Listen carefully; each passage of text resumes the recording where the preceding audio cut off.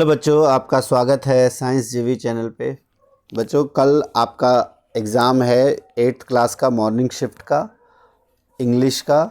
और इससे पहले आपका मैथ्स का पेपर हुआ था जिसकी आंसर की पे बहुत अच्छा रिस्पांस आया। और आप लोगों ने कहा था कि सर इंग्लिश का भी सैम्पल पेपर या मॉडल पेपर लेके आए। तो ये हम एक प्रैक्टिस पेपर जो कि डिपार्टमेंट या डायरेक्टरेट ऑफ एजुकेशन की तरफ से रिलीज़ किया गया है, और इसी के ऊपर पूरा बेस्ड आपका पेपर जो है इंग्लिश का आने वाला है। तो कल मॉर्निंग शिफ्ट का एग्ज़ाम है, और जब मॉर्निंग शिफ्ट का एग्ज़ाम हो जाएगा तब भी हम आंसर की जो मेनली ग्रामर और अनसीन पैसेज के आंसर की कल ही शाम तक अपलोड हो जाएंगे। आज जो पेपर हम देख रहे हैं इसमें आपका इंग्लिश का पैटर्न एक बार देख लेते हैं कैसा पेपर आने वाला है। आपका ये 2.5 घंटे का पेपर होगा 60 मार्क्स का, जिसमें आपके सेक्शन ए रीडिंग के 16 मार्क्स का होगा, राइटिंग 12 मार्क्स, ग्रामर 14 मार्क्स और लिटरेचर 18 मार्क्स। आपको पता है इसमें से पासिंग मार्क्स 20 होता है। तो अगर आप रीडिंग और ग्रामर इन दोनों पे ज़्यादा फोकस करें तो इसी में आपके 30 मार्क्स आ जाएंगे। बाकी लिटरेचर और राइटिंग में भी आप थोड़े थोड़े मार्क्स लाके आसानी से 60% नंबर आप आसानी से ला सकते हो। 60 में से 40 तो आसानी से आप ला सकते हो। तो स्टार्ट करते हैं। सबसे पहला दिया हुआ है इसमें रीडिंग, जो कि 16 मार्क्स का है। और इस रीडिंग में अगर हम बात करें, एक बार देखें तो एक पैसेज है जिसमें मल्टीपल चॉइस क्वेश्चंस है। टोटल रीडिंग में 2 क्वेश्चंस हैं आपके, और उसके हिसाब से आपके नंबर ऑफ़ क्वेश्चंस और मार्क्स के अकॉर्डिंग दिया हुआ है। तो अगर हम देखें हर एक में 4 क्वेश्चंस है और हर एक क्वेश्चन 2-2 मार्क्स का है। तो मल्टीपल चॉइस क्वेश्चंस हैं, 2 मार्क्स के हैं, काफ़ी इजी है आपके लिए। तो पहला, अगर फटाफट अगर आपने अभी लाइक नहीं किया वीडियो लाइक कर दो, चैनल को सब्सक्राइब कर लो। स्टार्ट करते हैं हम। तो इसमें सेक्शन ए में आपको एक अनसीन पैसेज दिया होगा, और उसके बाद आपको इसमें देखना है। तो इसका सबसे बेस्ट तरीका जो होता है, सबसे पहले एक बार एक क्वेश्चंस देख लो और फिर पैसेज पढ़ो। तो देखो इसमें mainly name of old couples pet dog, और material was dog cushion made of how did the old man treat white heron that followed him, what was the old man's attitude towards living creature, and what did the old man do every day। ये questions एक बार आप पढ़ लोगे तो आपके दिमाग में रहेगा कि क्या क्या चीज़ों को थोड़ा ध्यान से इसमें देखना है। अच्छा, ये आप ध्यान रखना कि आपको कोई 4 क्वेश्चंस ही करने हैं। तो एक बार पैसेज को जल्दी जल्दी पढ़ते हैं। In the good old days of Demios there lived a old couple whose only pet was a little dog having no children they loved it though it were a baby। The old dame made it cushion, अभी देखो cushion वाला आया था ना एक, blue crepe, ऐसे underline कर लो।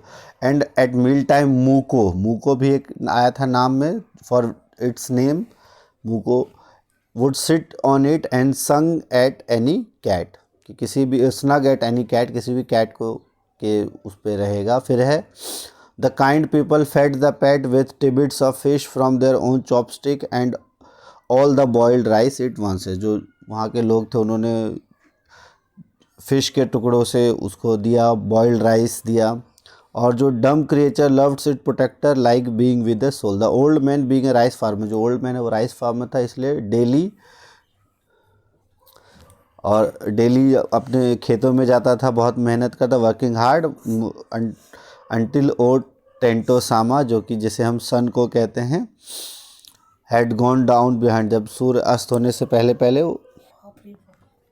Now every day the dog followed him the work, जो डॉग है वो उसको काम जहाँ पर जाता था उसके पीछे पीछे जाता था। और never once harming the white heron that walked into the footstep of old man, कभी भी उसने वाइट हेरोन को नुकसान नहीं पहुँचाया। For the old fellow was patient and kind to everything that had life and often turned up a sword on purpose to give food to the birds। तो अब एक बार आपने पढ़ लिया, अब अगर देखो क्वेश्चन सब आसानी से कर लोगे। Name of old couples pet dog, तो name of old couples pet dog कहाँ पे आया है, अगर देखो यहाँ पे एक आया ना मूको, तो इसका सही आंसर हो जाएगा मूको। फिर है what material was the dog cushion made up of, तो यहाँ पे देखो आया है blue crepe, the made it a cushion of blue crepe, तो इसका सही आंसर हो जाएगा ब्लू क्रेप। तीसरा क्वेश्चन है कि how did the old man treat white heron that followed him. अब देखो यहाँ वाइट हेरोन वाला कहाँ पे, जहाँ पे पढ़ा था आपने कि white heron that walked in the footstep of the mill to pick up the worms, तो नेवर हॉर्मिंग। तो इसमें आपको क्या दिया गया है, it scare away he ignored it fed up by turning up sorts to reveal worms and it chased of.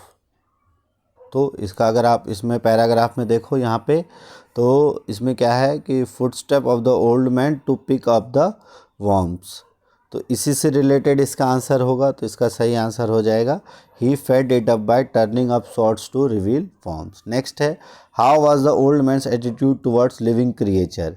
So living creature के प्रति ओल्ड मैन का एटीट्यूड कैसा है, तो इसमें देखो, इसमें दिया हुआ है पेशेंट एंड काइंड, तो पेशेंट और काइंड, तो इसका सही आंसर हो जाएगा he was kind and patient. और उसके बाद है how what did the old man do every day, तो went to the market, cooked meal, worked as carpenter, worked in the rice field, तो ऑप्शन नंबर डी इसका सही answer हो जाएगा, worked in the rice field.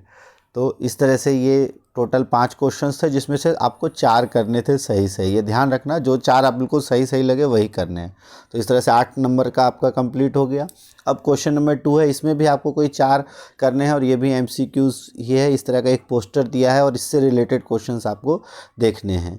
अब इसमें कहा गया what is the main message of the poster.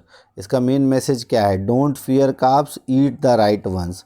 तो अगर हम देखें तो कार्बोहाइड्रेट से डरना नहीं है, हेल्दी कार्बोहाइड्रेट्स खाना है। तो कहा है avoid all, don't fear carbs, eat the right ones, consume more fats, carbohydrates are unhealthy. तो इसका सही है कौन सा, मैसेज क्या है कि कार्ब्स से आपको फेयर नहीं करना है, राइट मतलब डरना नहीं है कार्बोहाइड्रेट खाने से, जो सही मात्रा है उसको आपको लेनी है। दूसरा है what percentage of the total calories should come from carbohydrates at suggested by poster. तो अगर आप पोस्टर में देखो कहा गया है कितने % कार्बोहाइड्रेट से आना चाहिए, तो यहाँ देखो कि लिखा हुआ है 55 से 60%, तो इसका सही उत्तर हो जाएगा 55 से 60%, ऑप्शन नंबर बी।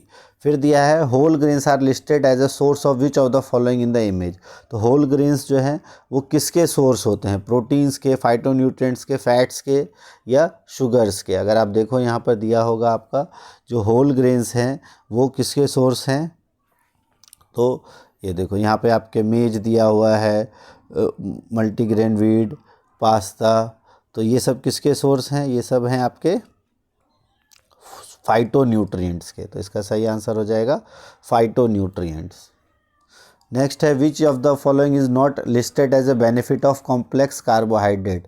तो कॉम्प्लेक्स कार्बोहाइड्रेट है उसका क्या बेनिफिट इसमें नहीं दिया है। तो अगर आप इसको दोबारा एक बार देखो इसकी क्या क्या बेनिफिट्स हैं कार्बोहाइड्रेट्स के, तो ये ग्लाइसेमिक कंट्रोल को इम्प्रूव करता है, वेट लॉस को बढ़ाता है, फिर ब्रेन हेल्थ और डाइजेस्टिव सिस्टम को सपोर्ट करता है, सोर्स ऑफ एनर्जी है, ये फाइटोन्यूट्रिएंट्स का सोर्स है, और जो प्रोटीन स्पैरिंग इफेक्ट को दर्शाता है। तो अब अगर हम इसमें देखें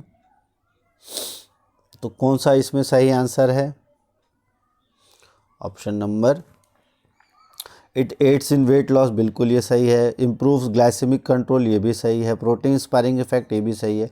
इम्यून वाला इसमें नहीं दिया है, तो ऑप्शन नंबर सी हमारा सही आंसर हो जाएगा, ऑप्शन नंबर सी। नेक्स्ट है which word from the option given below is the synonym of complex. तो कॉम्प्लेक्स का सिनोनिम, सिनोनिम मतलब होता है बिल्कुल सेम। तो अगर आप देखो कॉम्प्लेक्स यहाँ पर अगर दिया है कॉम्प्लेक्स कार्बोहाइड्रेट से रिलेटेड, तो कॉम्प्लेक्स का सिनोनिम क्या होगा,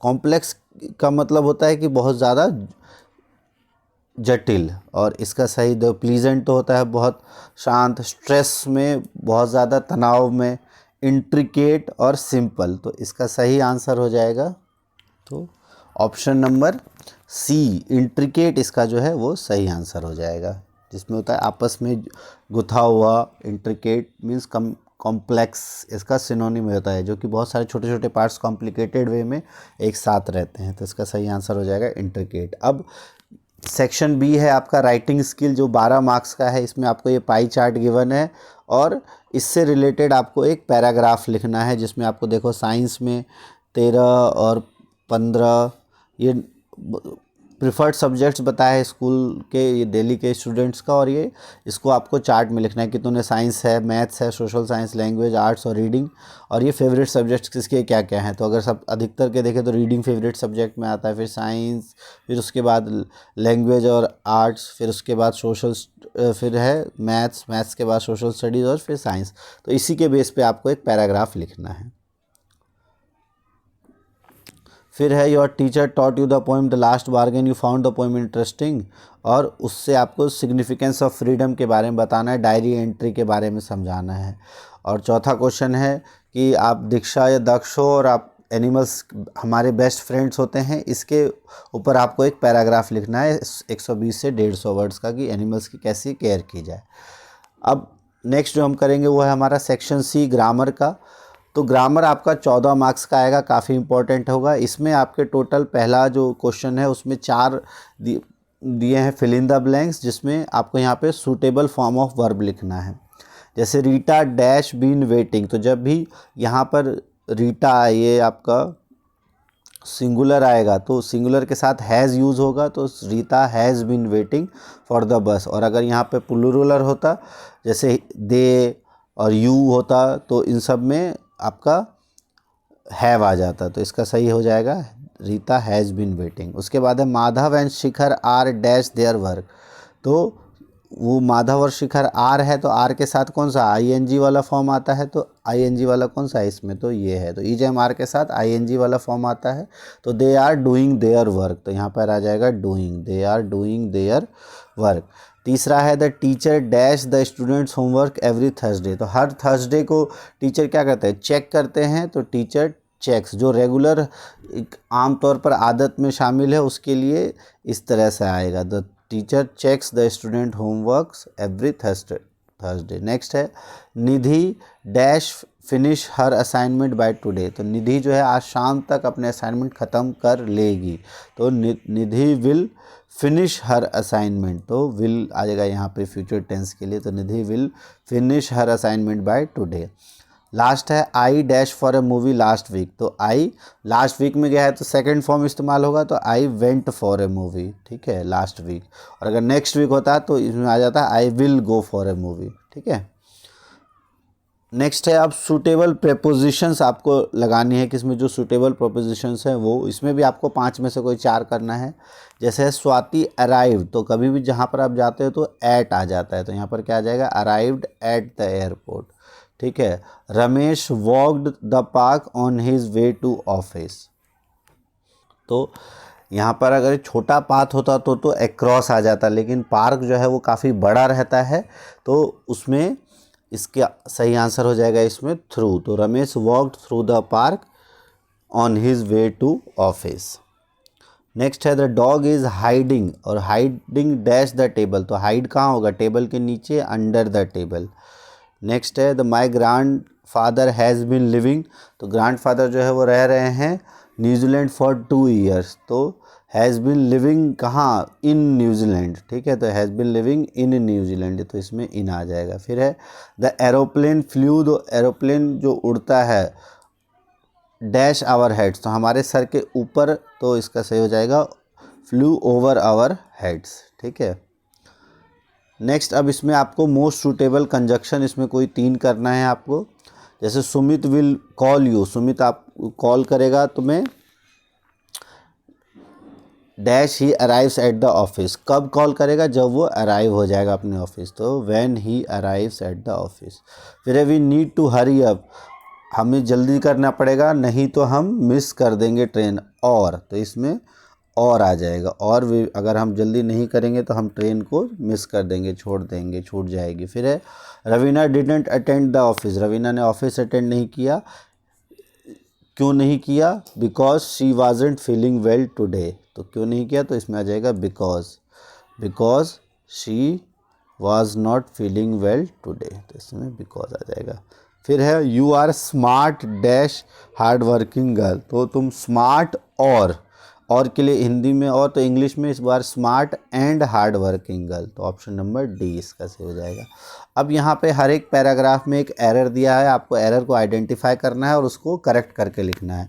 कोई भी 3 आपको इसमें करने हैं, 4 दिए हैं, कोई भी 3 करने हैं, बहुत ईजी रहता है ये। जैसे पहला इन्होंने दिया हुआ है Lucas go to the school, तो ये सिंगुलर है तो गो के साथ गोज आता है। उसके बाद है he has more subjects to study each day as school, तो जब भी डे आता है तो उसमें ईच की जगह क्या आ जाएगा एवरी डे, तो एवरी डे एट स्कूल। फिर है इंग्लिश, आर्ट, साइंस, मैथमेटिक्स और हिस्ट्री, तो यहाँ और की जगह क्या आ जाएगा, एंड, क्या आ जाएगा, एंड।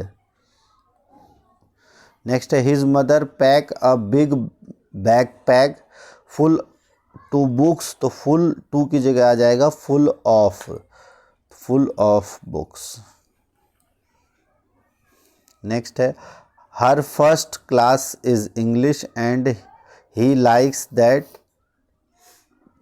Teacher very much. तो या तो यहाँ पर हर की जगह हिज आएगा या फिर ही की जगह यहाँ शी आएगा, तो कोई सा भी कर सकते हो। ही की जगह पर यहाँ पर आ जाएगा शी। तो her first class is English and she likes that teacher very much, तो इसका ही की जगह सी, या फिर हर की जगह पर यहाँ पर आप हिज भी लिख सकते हो। His first class is English and he likes that teacher very much. तो इस तरीके से हमने ग्रामर और इसको अच्छे से कर लिया। आप देख लो इसी तरह के ही एग्जैक्ट ये क्वेश्चन नहीं आएंगे, लेकिन इसी तरह के क्वेश्चंस आएंगे, ठीक है। ये आपका फिर सेक्शन डी लिटरेचर है, जिसमें आपको एक पोएम दी होगी और उस पोएम से रिलेटेड भी क्वेश्चंस आपके एमसीक्यूज टाइप में होंगे, तो काफ़ी आसान है, इसको आप आसानी से कर सकते हो। जैसे कहा गया है कि what was clear when the jet reach 10,000, तो the reason for cities near rivers, इस तरह से पता चल जाएगा। फिर है land and water did not play significant role in attracting certain locations, तो ये तो फॉल्स हो गया। फिर how did the speakers describe the connection between geography and human settlement, तो अगर आप देखो इसमें क्या कहा गया है कि ज्योग्राफी और the logic of geography were clearly delineated when the jet reached 10,000 feet, ठीक है। तो इसमें क्या कहा गया है कि वाज क्लियरली डिलिनेटेड। तो इस तरीके से इसमें भी आपको एक पैराग्राफ दिया है और इसके आंसर्स आपको करने हैं। जब आप पढ़ोगे, पढ़ने के बाद आपको क्या है, what does Penny express pride in Jody for, तो जॉडी के ऊपर उसको प्राइड क्यों हुआ है, तो the way you kept her hot and did what was needed, तो इसमें क्या है, यहाँ लिखा हुआ है ना, the way you kept her head and did what was needed, तो for keeping his head and doing that was needed. फिर है Jody express concern that dough might still be out there hungry and scared, तो it might be hungry and very scared, तो बिल्कुल सही है, तो option ये हो जाएगा ट्रू। फिर है Jodie asked his father if he recollected the dash and phone, तो यहाँ पर क्या है, did you recollect the dough and the phone, तो इसका सही हो जाएगा DOE एंड द फोन।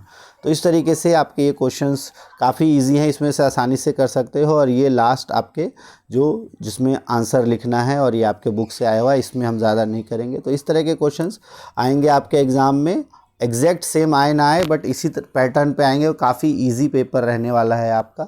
तो आप लोगों ने कहा था सर इंग्लिश का एक पेपर लेके आ जाओ, तो आपकी डिमांड पर लेके आए हैं। अगर आपको वीडियो अच्छी लगी तो वीडियो को लाइक ज़रूर कर देना, और जिन भी दोस्तों का आपका पेपर है मैथ्स का, सॉरी 8th क्लास का, जिनका भी इंग्लिश का पेपर है, उनको ये ज़रूर शेयर कर दो।